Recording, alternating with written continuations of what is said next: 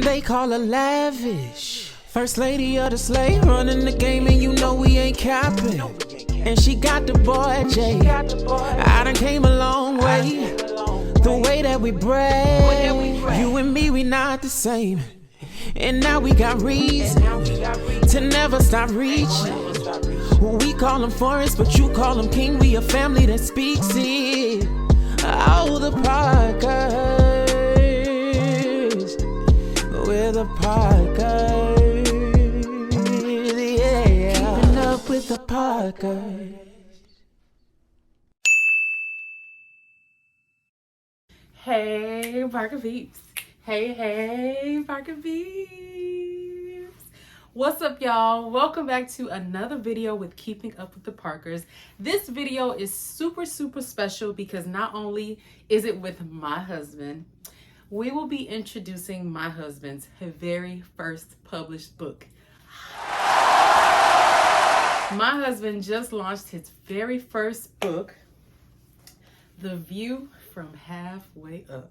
I am so proud of him, and I'm going to introduce him to you as Jonathan J. Eagle Parker. I'm going to tell you a little bit about him before he come on in. Jonathan, also known as Jay, is a Miami native that has been influenced by his creative gifts for as long as he can remember. He began exploring his capability as a teenager in the recording studio. Since the early 2000s, he has released 4 chart-topping albums and toured across the state of Florida. After settling in Orlando, Florida, and starting his family, he left a career in corporate America in order to feed the many appetites of his passions. Graduating as valedictorian of his class with a master's in entertainment business, he began to explore the many avenues of his creative gift. He took on projects in creative direction, fashion, and interior design for his family and friends, and only to discover that this is where his heart and creative potential resides. Welcome to the chair, Jonathan J. Eagle Parker.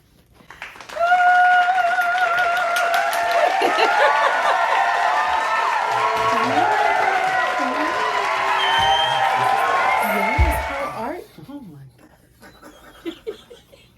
This is nice. This is nice. Jonathan, it is so good to have you here today. We are so honored to have you with us to talk about, your book that you just released. Yes.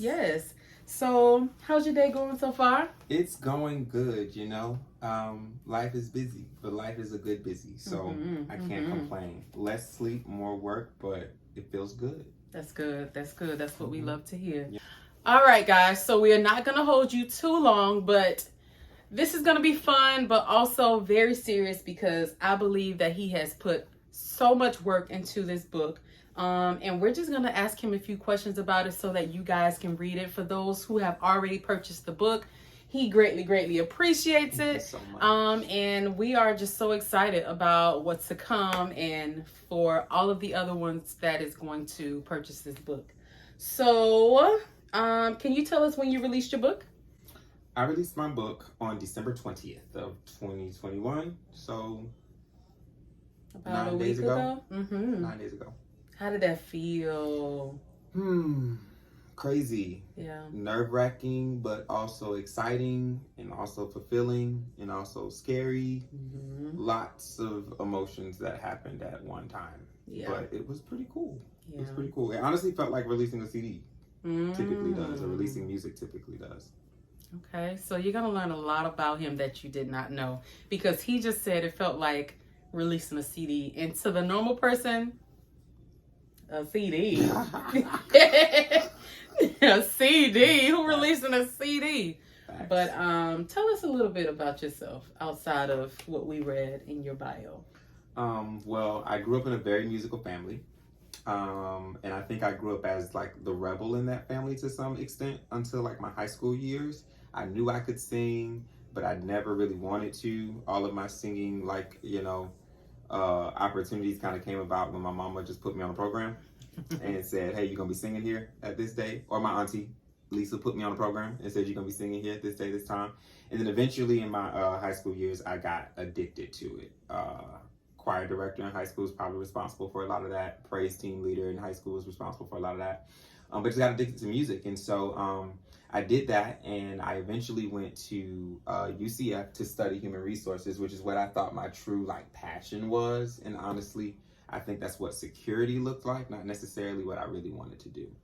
And so while in college, while going through my corporate career, I still kind of gave of myself in the areas of music. And it turned out that, I won't say my degree was a waste of time, but it just turned out that human resources was not it. It looks good on paper, but it wasn't what I really wanted to do. Got it. And so now I'm here because I decided to stop wasting time doing what I wasn't really purposed to do, and start fulfilling my dreams and my purpose in the areas of not only music, but just the creative world altogether. I like it. I like it. So did you ever think that you will write a book? No.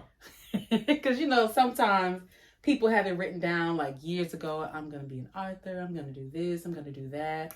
That wasn't on your list. Lots of my life happens that way. Mm-hmm. If you ever asked me if I was going to grad school before literally the year that I applied for grad school, I'd tell you I was never going back to school. The very first time I released an album, I tell you I'm never doing this. I'm never recording an album. The very first time I did a concert, never doing that. And then boom, it happens. That's how the Lord works. It's only crazy till it happens. That's right. That's right. It's crazy until it happens. I like that. Noted. All right, so let's dig into the book. Okay. So, The View from Halfway Up. Why that title?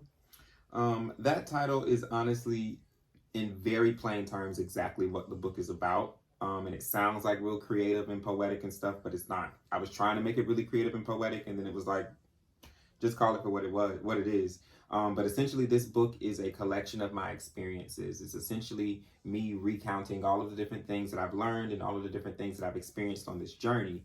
So it's essentially my view of how another creative can successfully navigate the roads of, you know, becoming an independent creative. And the from halfway up portion is just, transparently speaking, I haven't made it all the way to the top yet. A lot of people, you would expect for this book to be written when I have all of the answers, and I don't. I'm still journeying towards the top, and I feel like this title is extremely transparent to make sure the reader understands I still have tons to learn. I'm not coming to you as a know-it-all. I'm coming to you as somebody who's traveled a couple of steps, and from this point, I think I'm at a point where I can offer that advice to the person who's starting. Like that. I like that. I love that, because you don't have to be a perfectionist in what you do to help someone else. You know what I mean? So that is definitely good and inspiring. You talked a little bit about the creative. So who exactly did you write this book for? I keep saying creative, and the more that I talk to people, I think it's honestly just for entrepreneurs, or honestly for anybody who just has a craft, who has a thing that they want to do and execute on their own terms, on their own rules. I think the world has shaped us to believe that there are hierarchies, and that we are intentionally going to school and learning these trades and perfecting our gifts so that way we can do them to support somebody else's vision or somebody else's dream.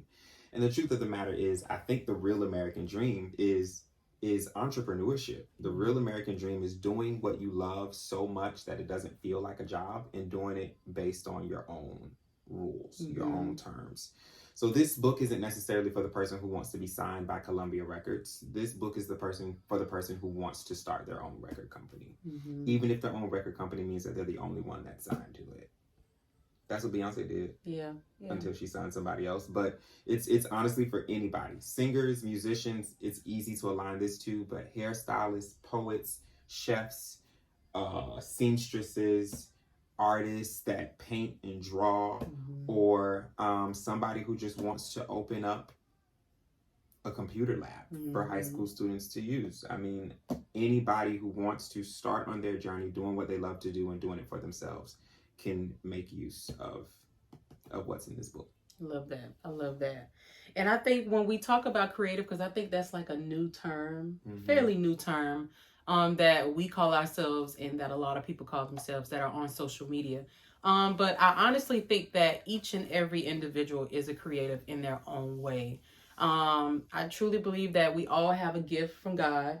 And I believe that this book will definitely be a blessing, no matter who you are, no matter what field you're in, no matter what age you are, because you're never too young and you're never too old to start something new. As long as you are here on the earth, the Lord has a plan for you.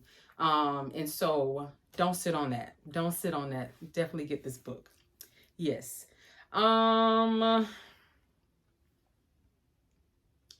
What would you like for the reader to take away after they finish reading your book? Good question. I would say this sounds really cliche, but that nothing is impossible. If the way that you want to do certain things has never been done before, that means that you're not necessarily going to see a roadmap or a guide. You're not going to have answers to all of your questions that are just out there because the questions don't exist. You're doing things that don't really, that haven't really been done before. So know that nothing is impossible. And then when you have the understanding that what you want is possible, it changes your view of the formula. It changes your understanding of what you need to do to get it done. You no longer stumble upon something that you can't find the answer to and then just give up. You know that it's possible, so you do the necessary work to figure out what the formula for making things possible truly is.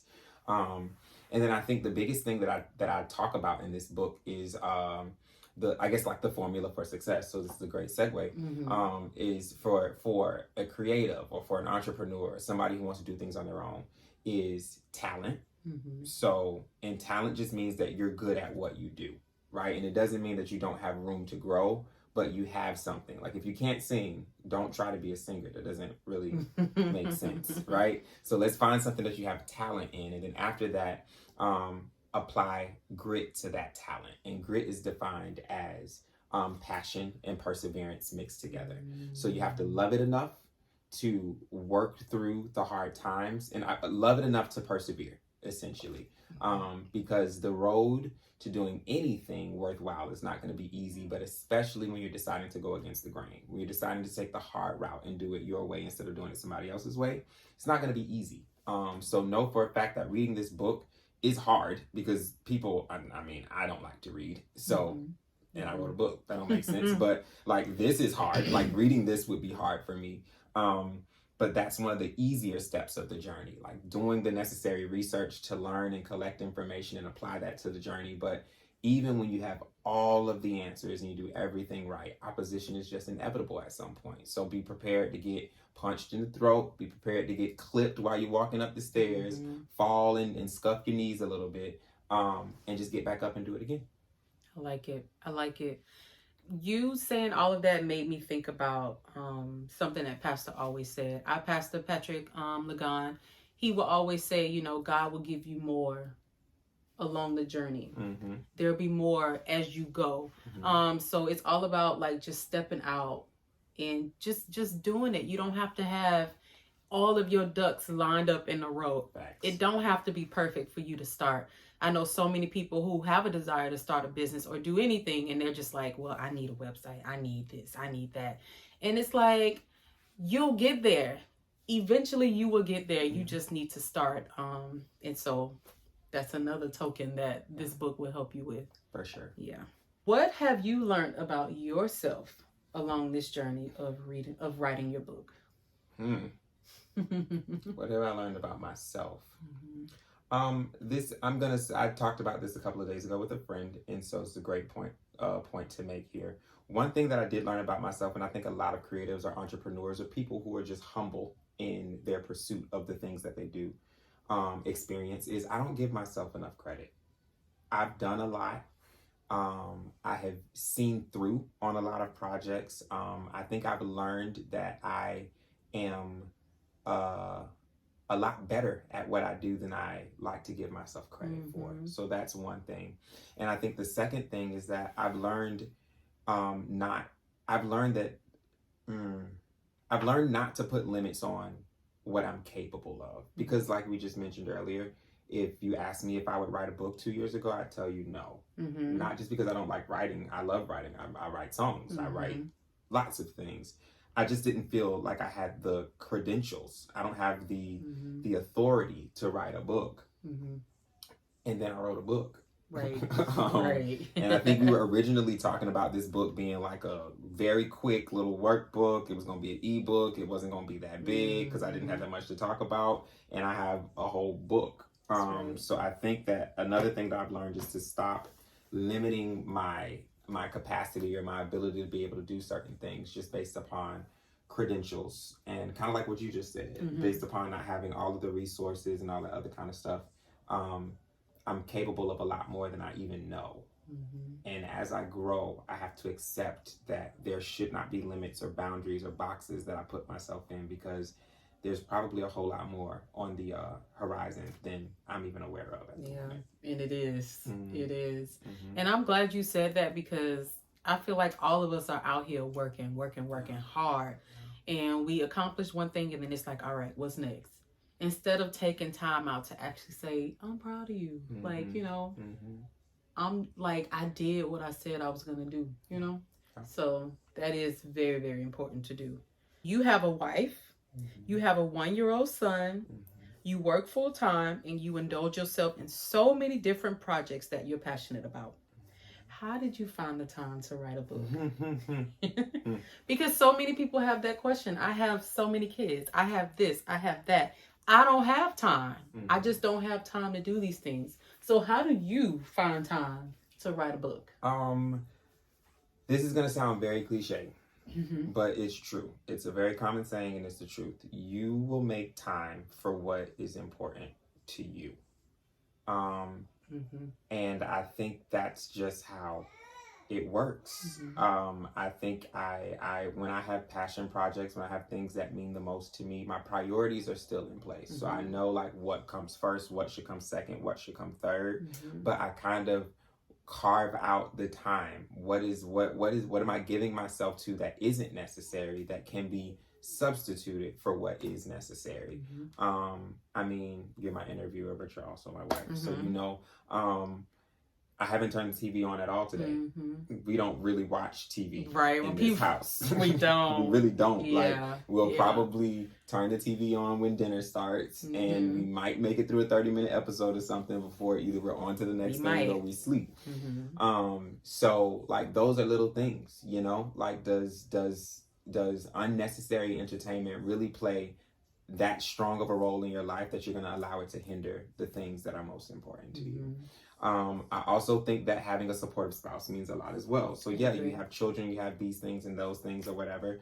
Do you have, even if you're single, a single parent, do you have somebody else in your life that is willing to pick up the slack when you need to dedicate your time and your energy to other things?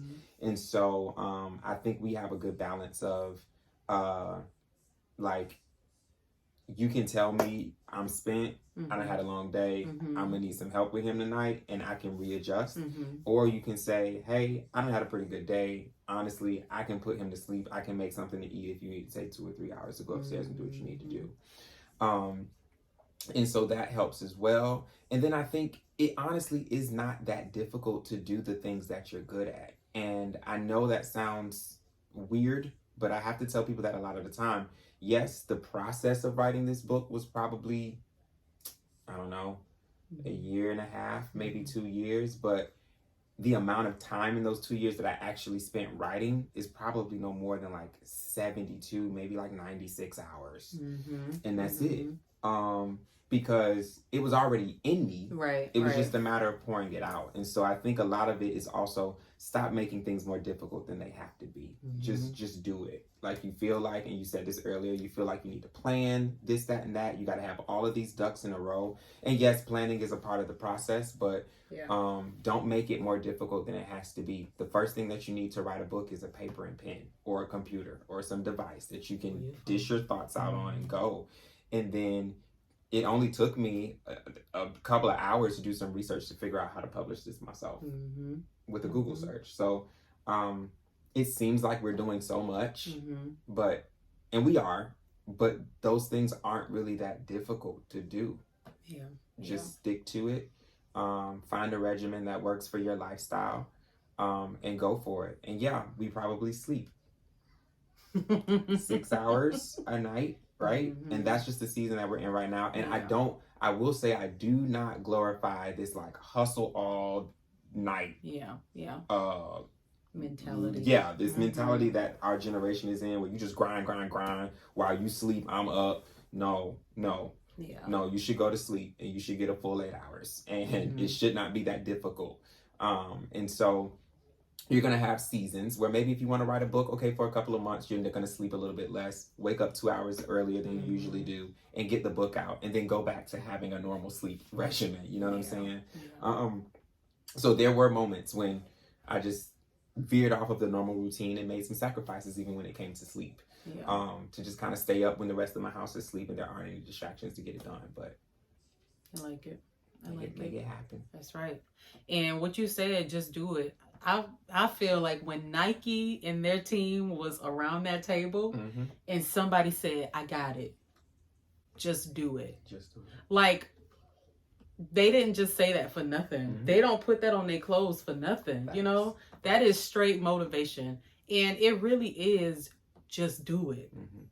Like you said, sometimes we just make things harder than what it is.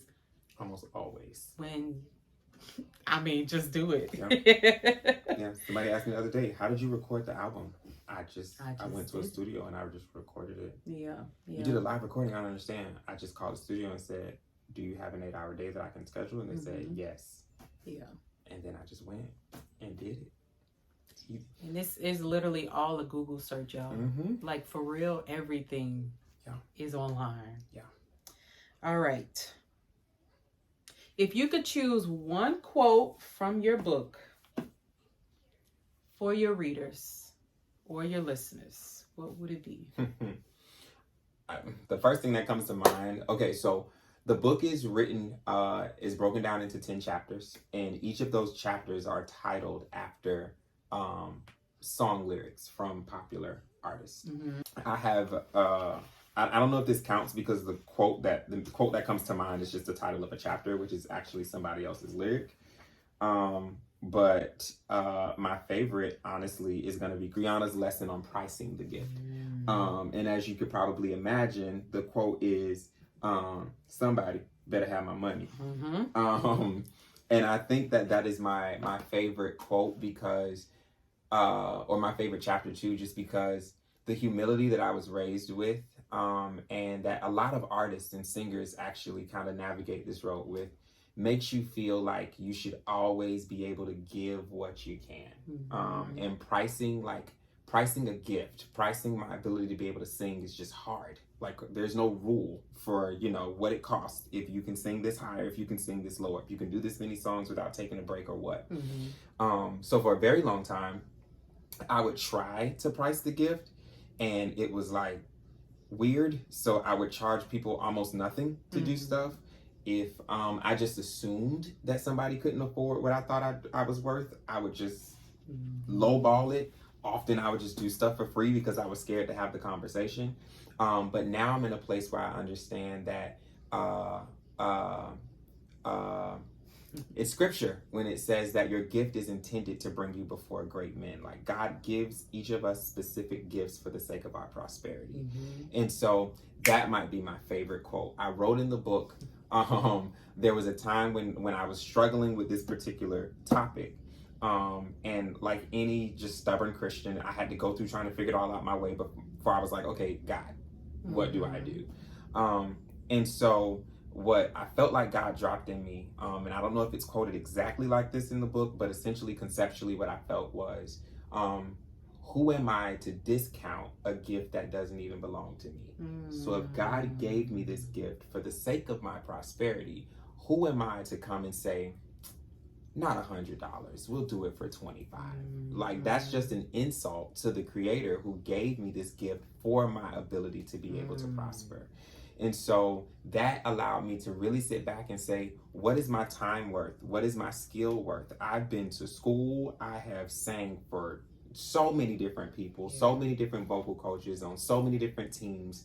And all of those experiences have prepared me to be able to just show up and do something for 3 minutes and 30 seconds that make people happy. Mm-hmm. And so I understand that what I'm giving you or what you see is a 3 minute and 30 second presentation, but it's years of preparation that brought me to that point.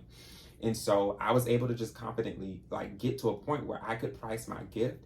And if you can't afford it, you just can't afford it. Yeah. And I'll let God be the one to say, you should offer your services for free, or you should discount for such and such reason. Yeah. But I never walk into a situation unless God has told me to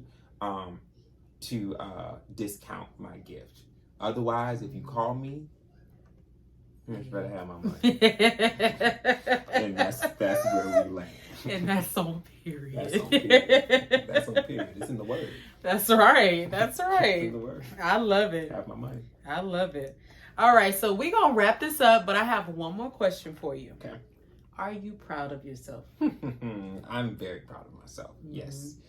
It took me a long time to get to that point because I'm always like, what else can I do? Mm-hmm. Or what else could I have done? I was talking to somebody last night and just looking through the book. I probably read this book, y'all, 12 times before I actually published it. And again, I was my own editor. Some people send it to an editor to catch certain things, and I just did it myself because I needed to do it myself. Waiting on anybody else just was going to make the process a lot more difficult, and I didn't feel like it was necessary to do so. And so I looked through this, and there's so many little tiny mistakes where it's like, come on, how did you miss that comma, or how did you miss that spelling mistake or whatever? And so those are the things that I typically do and kind of like not beat myself up or drag myself down, but instead of taking a moment to be proud of the product, it's always like, here's how I can make the next one better. And I immediately go into work mode on the next project to make sure that I don't miss those things. But this is such an unconventional, just an unpredictable journey for me. Like, I did not expect to be able to do this, and the fact that I did do it and I'm holding it in like physical form in the quality that, you know, is acceptable for Barnes and Noble is definitely something to be proud of. I've read many books that I paid $30-$40 for and was like, I don't think that's how you spell that word. So everybody makes those little mistakes or whatever, but yes, I'm very proud of myself because, like I said, I would have never imagined in a million years that I would be an author. Even after you did your book, I was like, that is phenomenal for you. I love this for you. I love this for you, but it's not my call. And look at that. And look at this. Here we are. What, a year later, exactly. Yeah. Yeah. A year later. You should be very proud, babe. You should be very proud. I have been able to watch this man become who he is today. Ain't nothing but the grace of God, y'all. Nothing but the grace of God. Let me tell you. But no, seriously, a lot of this is the reason why me and Babe connected. I was a very creative person, but I didn't know how to like bring those things about. And then I met this amazing guy who had an afro in high school. And he was literally a part of everything. The NAACP. He was what were you? Of the praise team. Not the praise team. The choir. President. Yes, he was the president of the choir. And he was just in everything. And he was just so creative and motivating and inspiring. And so I wanted to be all of that because I knew that it was here. I just didn't have anybody around me to help me with that. And so like just being next to him and growing and being his girlfriend and now his wife, I think that we are such a great team. I held it down while you did this. You held it down while I did my book. And that's what it's about. And just, you know, inspiring and encouraging each other along the way is definitely a big token. If you have a spouse and you know that they have things inside of them that they want, you know, to pour out into the world, just encourage them, inspire them, pray for them. That's a big one. Pray for them that the Lord will continue to use them and give them what they need to see all of those gifts flourish. But I am extremely proud of you. Very, very proud of you. This is such a big deal. And we're going to go ahead and leave the link in the description below so you can get this book. How do you feel about offering a discount for those who are watching this video right now. Love it. You like that? Love it. I like that. Yep. I like that. Mm-hmm. What do you think? How much you think?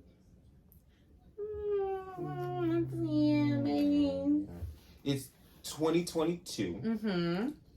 So let's do 12%. 12%. I like it. So you get 12% off.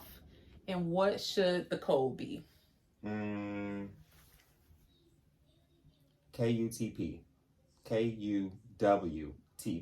Keeping up with the podcast. I like it. KUWTP 22.